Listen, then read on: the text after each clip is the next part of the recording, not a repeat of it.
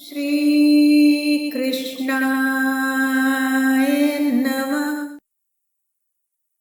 श्री कृष्णाय नमः। श्री कृष्णाय नमः। श्री परमात्मा ने नमः। एक बार पुनः सभी को सादर नमन। हम सभी श्रीमद् भगवद गीता के 4th अध्याय में अवगाहन कर रहे थे और निरंतर भगवत वचनामृत के माध्यम से कर्मों की प्रक्रिया या गति या ये मान लें कि किस तरह से कर्म करके हम कर्म फल से मुक्त हो सकते हैं, इस दिशा पर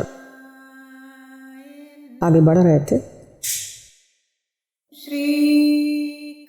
इसी में भगवान ने बहुत सुंदर सा उदाहरण दिया कि संशयात्मा विनश्यति, जो संदेह करता है वो नष्ट हो जाता है। और साथ में श्रद्धावान लभते ज्ञानम, जो श्रद्धापूर्वक अपने अंतःकरण को शुद्ध कर लेता है वह ज्ञान प्राप्त करता है, यानी परमात्मा की अनुभूति को प्राप्त कर लेता है श्रद्धा के माध्यम से। और यदि वो संदेहात्मक दृष्टि रखता है तो फिर संदेह के कारण, भ्रम के कारण फिर भगवान का ज्ञान कुछ हद तक मिलता है, लेकिन पूर्ण ज्ञान प्राप्त होना और कर्मफल से मुक्त होना यह थोड़ा मुश्किल हो जाता है। क्यों? क्योंकि संदेह की स्थिति में आपकी श्रद्धा कम हो जाती है और श्रद्धा न होने पर ज्ञान का ढिंढोरा हम पीट सकते हैं, लेकिन परमात्मा की कृपा कहीं पीछे रह जाती है और वो हमें प्राप्त नहीं हो पाती। और जब तक परमात्मा की कृपा प्राप्त न होगी तब तक परमात्मा के तत्व को, ज्ञान को प्राप्त कर लेना यह संभव नहीं हो सकता ये। तो इसलिए अर्जुन ने भगवान से कहा कि जो कुछ भी मेरे अंदर शंका है, संदेह है, प्रश्न हैं, उन सबका निराकरण करने योग्य मैं हे केशव आपको मानता हूँ और आपकी कही हर बात को मैं स्वीकार करूँगा, लेकिन मुझे एक निर्णय पर पहुँचने का माध्यम बनिए और मुझे मेरे अंदर की स्थिति को या संदेहात्मक स्थिति को या प्रश्नों की श्रृंखला को आप उच्छेदन करिए और इसे उच्छेदित कर मुझे क्या करना चाहिए कर्तव्य का बोध कराइए। यही प्रश्न लेकर चले थे अर्जुन के, और अर्जुन के माध्यम से ये हम सभी के प्रश्न हैं। तो भगवान ने भाव दिखाया है कि तुम मेरे सखा हो, तुम मेरे मित्र हो और भक्त हो, इसलिए मैं जो कुछ भी कहूँगा वो तुम्हारे हित में होगा और उसे तुम निस्संदेह स्वीकार करो और अपने कर्म पथ पर अग्रसर हो, यानी युद्ध करने के लिए तत्पर हो। और इस बात को लेकर के अर्जुन के मन में फिर एक स्थिति उत्पन्न होती है। अब हम 5वें अध्याय में प्रविष्ट होंगे। इन्हीं शब्दों के साथ ही हम पिछले अध्याय का कुछ मर्म लेकर आगे बढ़ रहे हैं और ये 5वें अध्याय में हमारा प्रवेश होगा, जिसका नाम ही है कर्म संन्यास योग, यानी कर्मों से न्यास कैसे हो। संन्यास का मतलब होता है सम्यक न्यास, भली भांति संन्यस्त हो जाना, यानी सब चीज़ों से अपने आप को विरक्त कर लेना, वैराग्य का भाव जाग जाना। सम्यक न्यास भली भांति अपने आप को मुक्त कर लेना, या अपने आप को संदेहों से दूर कर लेना, या अपने आप को कर्म के फल से मुक्त कर लेना। और ये आसान काम है तो नहीं कह सकते, लेकिन हाँ, अगर परमात्मा की कृपा हो जाए और हम अपने कर्मों के फल की अभीप्सा न रखें, तो जो कुछ भी हम कर रहे होंगे वो कर्म केवल उसकी आज्ञा का अनुपालन होगा। इस संसार में आए हैं, कर्म करना हमारी प्रवृत्ति है और हम करते जाएंगे, लेकिन कर्म क्यों कर रहे हैं? परमात्मा की आज्ञा से कर रहे हैं। और जो करवा रहा है, जो करने के लिए कह रहा है, जो करवा रहा है, मैं वो कर रहा हूँ, मेरे द्वारा वो किया जा रहा है। बाकी उसका क्या परिणाम आएगा, उसके प्रति हमारा कोई भाव उसमें जागृत न हो, बस यही कर्म की सम्यक न्यास की विधि है। और इससे अगर हम पा लेते हैं, या हम इस तरह अपने आप को संसार में चलने में सफल बना लेते हैं, तो हम पहले तो परमात्मा की वाणी के अनुयायी होंगे, उसकी कृपा मिलेगी। और दूसरा, कृपा के साथ साथ कर्म फल के भोक्ता नहीं बनेंगे, यानी हमारा प्रारब्ध कर्म नहीं बनेगा, जिससे कि हमें संसार के आवागमन से मुक्ति मिलेगी। और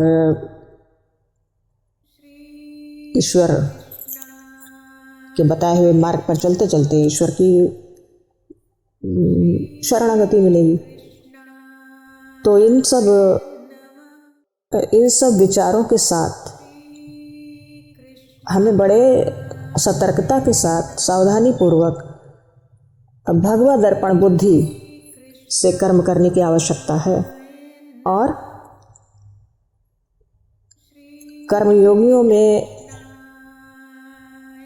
श्रेष्ठ स्थान भी हो सकता है, क्योंकि कर्मयोगी की श्रेष्ठता यही है कि वो नैष्ठिकी शांति को प्राप्त करे, सकाम कर्म की प्रवृत्ति को छोड़कर निष्काम भाव से कर्म करते हुए परमात्मा की शरणागति ले।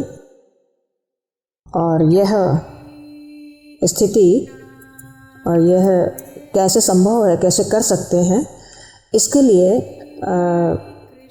भगवान ने पंचम अध्याय में अर्जुन के माध्यम से हम सभी को ये बताने की चेष्टा की है, यह बताने की चेष्टा करेंगे कि हम इस राह पर अपने आप को किस तरह अग्रसर कर सकते हैं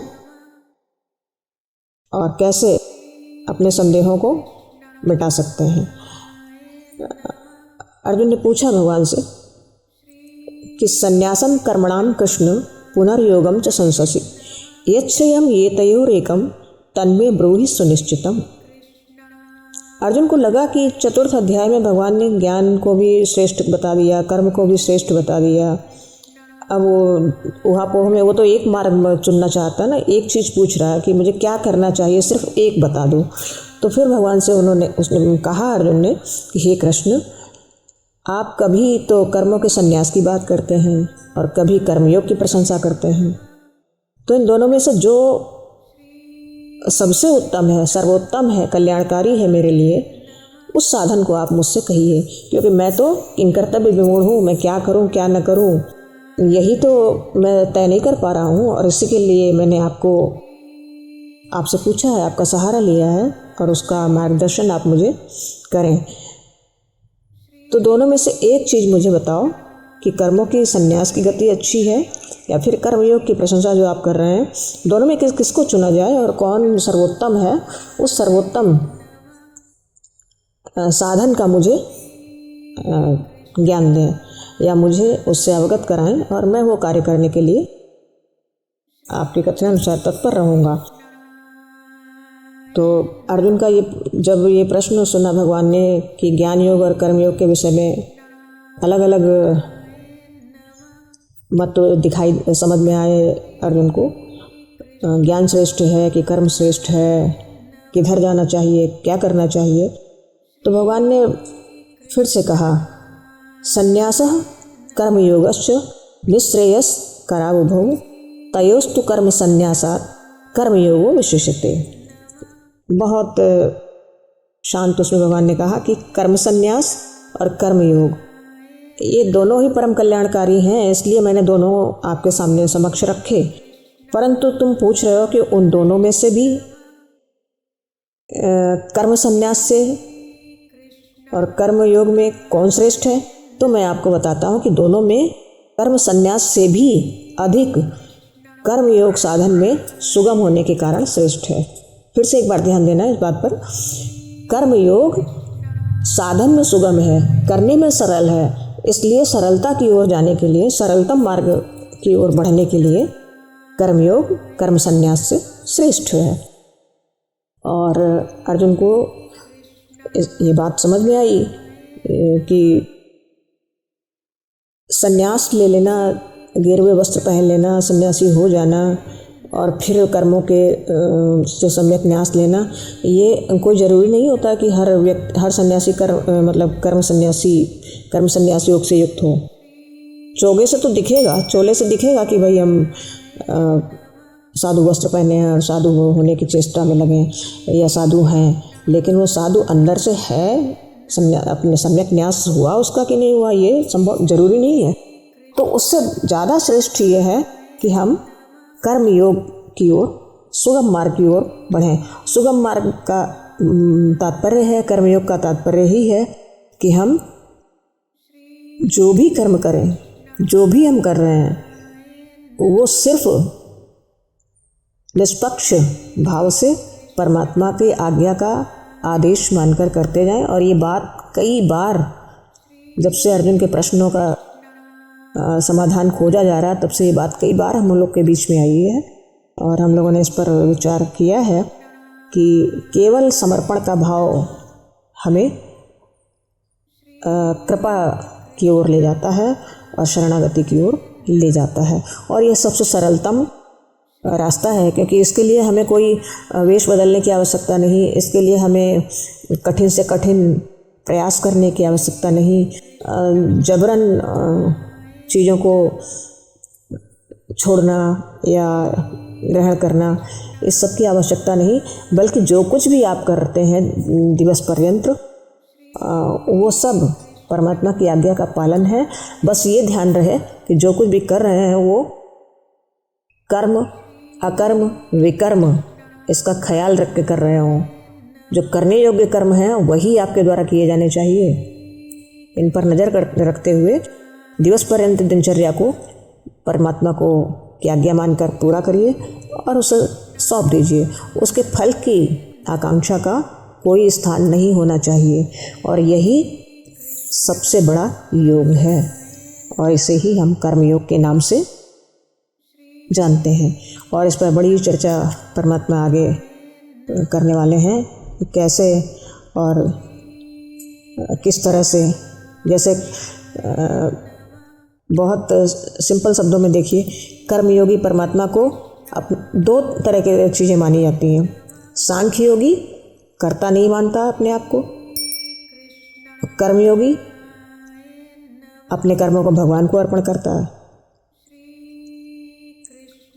क्योंकि वो सांख्ययोगी जो है अपने कर्मों को कर्ता मानता है, कर्मयोगी अपने कर्मों को कर्ता मानता है और वो परमात्मा को सौंपता है। और सांख्ययोगी अपने कर्मों का अपने को कर्ता नहीं मानता है, इसलिए उसे कुछ सौंपना नहीं है बल्कि उसे त्यागना है। और कर्मयोगी परमात्मा को अपने से पृथक मानता है और इसलिए वो उसे सौंपकर उसकी शरणागति पाना चाहता है। और सांख्य योगी हमेशा अभेद मानता है, क्योंकि जो परमात्मा है वही तत्त्वमसि वाला हिसाब है। अहम ब्रह्मास्मि तत्त्वमसि, मतलब अभेद है दोनों में। तो अभेद मानना और अभेद मानकर कार्य करना कठिन है संसार में। तो इसलिए कर्मयोग सबसे श्रेष्ठ है, क्योंकि अपने को हम परमात्मा को अपने से पृथक मान रहे हैं उसके अंश, हम अंशी हैं, वो अंशी है और हम अंश हैं, लेकिन पृथक तो हैं हम। कर्म तो हम करते हैं और उसके परिणाम कहीं हमें मिलते हैं, तो इसलिए हम परमात्मा को अपने कर्मों को सौंपते हैं। सांख्य योगी एक ब्रह्म के सिवा कोई सत्ता नहीं मानता है, लेकिन कर्मयोगी कर्मफल और कर्म की सत्ता को स्वीकार करता है। सांख्य योगी न तो ब्रह्म से अपने को भिन्न मानता है और न ही कर्मफल की सत्ता ही मानता है और न उससे कोई संबंध मानता है। लेकिन ये बात थोड़ी कठिन है, दुष्कर है, मुश्किल है और हर व्यक्ति योग साधना से वहाँ तक नहीं पहुँच पाता है। नाटक भले प्रस्तुत कर दे, लेकिन ये संभव नहीं हो पाता है। ज़्यादा लोगों की प्रवृत्ति में ऐसा देखा जाता है या फेल्योर ही देखा जाता है। तो इसलिए कर्मयोग सांख्य योग से कहीं श्रेष्ठ है और कर्मयोगियों के लिए सबसे सुगम है ये संसार कि अपने कर्म करते हुए, फल की आकांक्षा न करते हुए, परमात्मा की आज्ञा का पालन करते हुए, उसकी शरण में रहते हुए सदा सन्यासी है वो, संसार बंधन से मुक्त है वो। कर्मफल प्रारब्ध वश उसके कर्म का फल उसे नहीं प्राप्त होगा। और प्रत्येक ऐसे व्यक्ति की, इस तरह के समर्पण रखने वाले व्यक्ति की परमात्मा हर समय रक्षा करते हैं, हर समय उसको अपने संरक्षण में रखते हैं, क्योंकि वो उन पर आश्रित है, उन पर निर्भर है। और बाकी सांख्य योग के हिसाब से अगर देखा जाए तो ये ज्ञानी लोग अहंकारवश कहीं परमात्मा से दूर रहते हैं। ये अपनी हठ धर्मिता से पूरा करके मैं वहाँ तक पहुँच जाऊँगा, इस तरह की अपनी पराक्रम, अपने श्रम की महत्ता रखते हैं अपने जीवन में और उससे पाना चाहते हैं। जबकि सुगम साध्य परमात्मा कर्मयोगी को प्राप्त हो जाता है, क्योंकि वो उन पर निर्भर हो जाता है। निर्भर हो जाने वाले व्यक्ति की भगवान ने खुद ही स्वयं कहा है कि मैं योगक्षेम वहाम्यहम् अनन्यश्चिन्तयन्तो माम योजना परिपासते। तो जो जैसे भगवान को भजता है, भगवान उसी रूप में उसको मिलते हैं। ये बात बहुत बड़ी सत्य है। और कर्म योग जो है वो सर्वोत्तम मार्ग है। सर्वोत्तम मार्ग तो बता रहे हैं, लेकिन ज्ञान योग, कर्म योग, अब आगे आएगा एक भक्ति योग। ये श्रद्धा जो उत्पन्न होती है, भक्ति का जन्म देती है। और भक्ति का मार्ग, सर्वोत्तम मार्ग बताएंगे आगे भगवान आपको और समझाएंगे। क्योंकि भक्ति में जो भाव होता है, भगवान भावग्राही ही है और भाव से जो उसे भजता है उसे वो प्राप्त होते हैं। तो अभी हम चूँकि कर्मयोग की चर्चा पे आगे बढ़ रहे हैं, तो भगवान ने कहा ज्ञेयः यह नित्य सन्यासी यो न द्वेष्टि न कांक्षति निर्द्वंद्वो ही महाबाहो सुखम बंधनात् प्रमुच्यते। हे अर्जुन, महाबाहो का मतलब महान भुजाओं वाले हैं अर्जुन। महान भुजाओं का जो जो विशेषण प्रयोग किए जाते हैं अर्जुन के लिए या किसी के लिए, वो उसकी विशेषताओं को कहीं न कहीं परिलक्षित करते हैं। तो अर्जुन महान महाबाहु है क्योंकि वह युद्ध में सबको जीतने का पराक्रम रखता है अपनी भुजाओं में। इसका संकेत किया भगवान ने। कह रहे हैं कि हे महाबाहु अर्जुन, जो पुरुष न किसी से द्वेष करता है, न द्वेष्टि, न कांक्षति और न किसी वस्तु की आकांक्षा करता है, वह कर्मयोगी सदा सन्यासी ही समझने योग्य है। न किसी से द्वेष करता है, न कुछ चाहता है, न किसी द्वंद्व में फंसता है। राग द्वेष आदि उसे छूकर नहीं निकलते हैं, क्योंकि जब चाहत होती है तो ईर्ष्या द्वेष आते हैं। जब चाहना ही नहीं है तो कोई राग द्वेष नहीं, ना मिल जाने पर खुशी, न चले जाने पर दुख। और ऐसी स्थिति में जो व्यक्ति कार्य करता है वो कर्मयोगी सन्यासी समझने योग्य है और वह संसार बंधन से मुक्त हो जाता है। सुखम बंधनात् प्रमुच्यते, सुखपूर्वक इस संसार बंधन से मुक्त हो जाता है वो। क्यों? क्योंकि ये सरलतम मार्ग है। वह जो कुछ भी करता है बिना राग द्वेष के करता है, न चाहता है कुछ और ना ही किसी से द्वेष करता है, न कुछ पाने की आकांक्षा, न कुछ खोने का दुख, और निर्द्वंद्व होकर के वह अपने कार्य को संपन्न करता है और सुखपूर्वक संसार के बंधनों से मुक्त रहता है। तो सामान्य सी बात है ये, लेकिन है सामान्य सी, पर ध्यान रखने के योग्य सचेत रहने के लिए क्या ज़रूरी है कि हम जीवन में जो कुछ भी करें, और जैसा कि बताया जा रहा कि हम आपको सब समर्पित करते हुए, कोई आकांक्षा नहीं, कोई द्वेष नहीं, कोई द्वंद्व नहीं, तो ये सब होना चाहिए, सत्यता होनी चाहिए इसमें। यूं ही कहते रहना और बोलते रहना, आचरण में न होना, ये फिर आपके लिए बहुत बहुत ही घातक होगा। इसलिए जो कुछ भी है, जो कुछ भी आप, चूँकि हम भगवान की ये वाणी सुन रहे हैं, वाणी के माध्यम से कुछ अर्जित कर रहे हैं और वो आत्मकल्याण की ओर बढ़ने के लिए अर्जित कर रहे हैं, तो फिर हम उस मार्ग पर चलकर ही अपने आप को प्रस्तुत करें, ना कि अंतःकरण में कुछ, बाहर कुछ, बोलने में कुछ, होने में कुछ। ये स्थिति अपनी कभी भी नहीं होनी चाहिए। अपने आप को धोखा कभी नहीं देना चाहिए, क्योंकि फिर आपकी स्थिति कहीं की भी नहीं रह जाती है। ना आपको ये इस लोक में कुछ मिलना है और ना आपको परलोक में कुछ मिलना है। सिर्फ आपकी संसार की भयावह स्थिति का सामना करने के लिए आप तत्पर रहें, तैयार रहें। अगर आप अपने आप के साथ स्वयं खिलवाड़ करते हैं तो सचेत रहना और अपने बनाए गए वैचारिक एक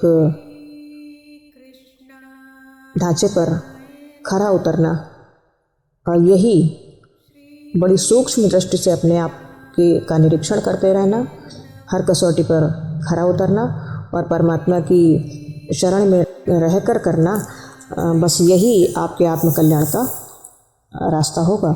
जरा भी कहीं इधर उधर लेकर अपने आप को चलना या धोखे में रखना, तो उससे बड़ा नुकसान फिर और कहीं हो भी नहीं सकता है।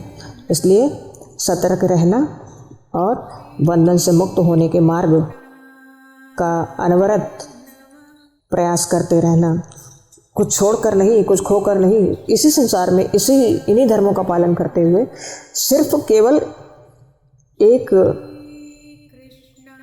ध्यान रखना है कि हम धोखे से भी कहीं कर्म के फल की आकांक्षा न करें। अच्छा करें तो भी भूल जाएं, बुरा करें तो भी भूल जाएं। जो भी कर रहे हैं परमात्मा की आज्ञा का पालन है, और इसके सिवा उससे मुझे कोई लेना देना नहीं। इस तरह की प्रवृत्ति बनाते चलिए। एक दिन नहीं, 2 दिन नहीं, 3 दिन नहीं, महीने नहीं, लेकिन एक दिन ऐसा आएगा कि हम अपने प्रयास में सफल होंगे, और जहाँ सफलता मिलना शुरू हुई, परमात्मा की कृपा मिलनी प्राप्त हुई, आप उसके सन्निकट होंगे, आप उसके कृपा के पात्र होंगे। और यही तो चाहिए सिर्फ, और इसी के लिए हम प्रयासरत हैं, और इसी का प्रयास करते करते हम मुक्त हो सकते हैं। हम ना तो ज्ञानी हुए, न योगियों की तरह हमें कोई तपस्या नहीं करनी पड़ी, ज्ञानियों की तरह कोई बहुत बड़े बड़े कार्य नहीं करने पड़े, और हम बड़े सरलतम मार्ग से परमात्मा तक पहुंचने का प्रयास कर लिए। तो जो सहज भाव से प्राप्त हो जाए, सहजता से मिल जाए, वही मार्ग अच्छा है। और इसमें आपका यह जन्म भी आपके लिए सार्थक हो जाएगा, और आने वाला समय आपको परमात्मा की ओर, परमात्मा की शरण में पहुंचा देगा, शरणागति दे देगा। यही हमारे जीवन का एक प्रमुख उद्देश्य की प्राप्ति का माध्यम होगा। क्योंकि जीवन मिला हमें किस लिए, हमें मालूम है कि हमें परमात्मा की खोज कर लेने के लिए, अपने आप को मुक्त कर लेने के लिए यह जीवन प्राप्त है, और इसे हम बड़े सुंदर ढंग से अपने कर्मों पर दृष्टि रखते हुए आगे बढ़ना है, और बड़ी आसानी से परमात्मा को सब कर्मों का समर्पण करते हुए अपने आप को उसकी शरणागति में पहुंचा देना है। यही हमारे जीवन का उद्देश्य है, और इस उद्देश्य को प्राप्त करने के लिए हम सभी को प्रयासरत रहना चाहिए। अगर नहीं रह पाते तो भी कोई बात नहीं, संसार है, जीवन एक बार नहीं, फिर मिलेगा और 84 लाख योनियों के बाद मिलेगा, कोई नहीं, हर कोई मुक्त हो जाता, ये भी संभव नहीं है। कहावत है ना, करत करत अभ्यास के जड़ मत यूं है सुजान। धीरे धीरे अभ्यास करेंगे, कुछ इस जीवन में हो जाएगा, बहुत अच्छी बात है। रह गए तो आगे मानव जीवन मिलेगा, उसमें करने की सामर्थ्य देगा परमात्मा। लेकिन मुक्त तो होना है, और मुक्ति का मार्ग परमात्मा स्वयं श्रीमद् भगवद गीता के माध्यम से हम लोगों तक पहुंचा रहे हैं। न केवल पहुंचा रहे हैं, पहुंचा तो संसार में जाने कब से है, कितने के पास है, पर कितने लोग इसे पढ़ पा रहे हैं, समझ पा रहे हैं, और कितने लोग इसे अपने जीवन में अपना कर अपने जीवन को धन्य बना रहे हैं, आत्मकल्याण को के मार्ग को प्राप्त कर अपने आप की जीवन के उद्देश्य की या जीवन की सार्थकता को तक पहुंच पा रहे हैं। यह कठिन और मुश्किल है, और इसमें अगर आप जुड़ रहे हैं या यहाँ तक हमारी आपकी प्रवृत्ति हो रही है, तो इसका मतलब कहीं ना कहीं तो हम अवश्य परमात्मा की नज़र में हैं।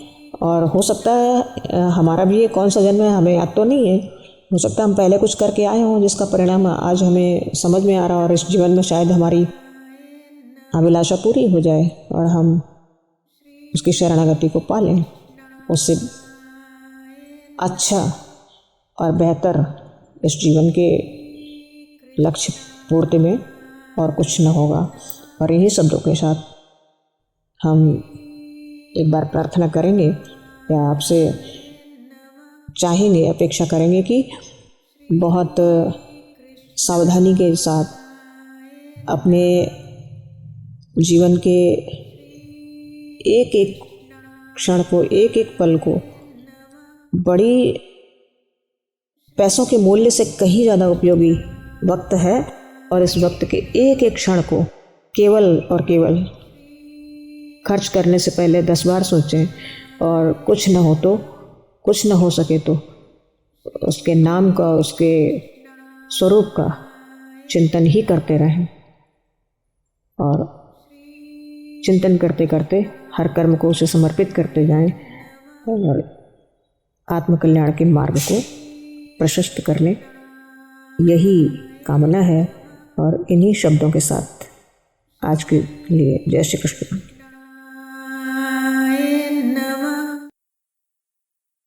श्री कृष्णाय नमः। श्री कृष्णाय